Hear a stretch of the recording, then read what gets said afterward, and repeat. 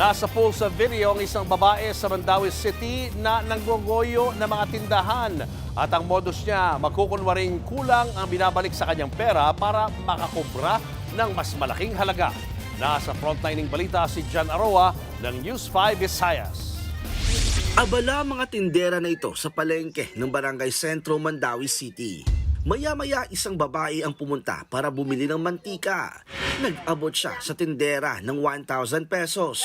Pero nang suklian siya, nilinaw nitong mantika ng baboy daw ang gusto niya at hindi cooking oil.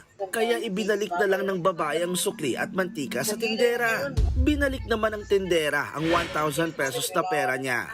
Pero hindi agad umalis ang babae at nagtanong pa sa tindera. Okay, bawa na. Dito na nakahanap ng tiyempo ang babae na itago ang 1,000 piso. Sa kapalabasing 100 pesos ang ibinigay sa kanya ng tindera. Dito, ito sa nakahatag dahil? 100 siya, yung biya sa 100 lang. Iulit ko ni mo na dito. Oo, ako nagyari. O, tayo ito bukas doon. Kalaunan nagbigay ang tindera ng isa pang 1,000 pesos.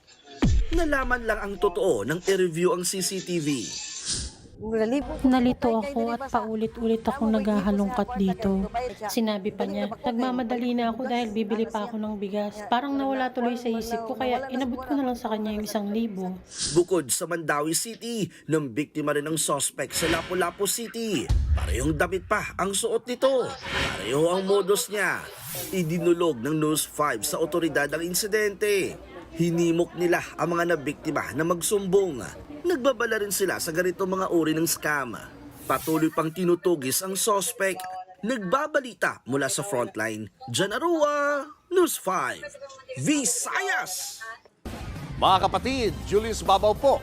Para sa komprehensibo at makabuluhang balitaan at talakayan, mag-follow at mag-subscribe na sa social media pages ng News 5.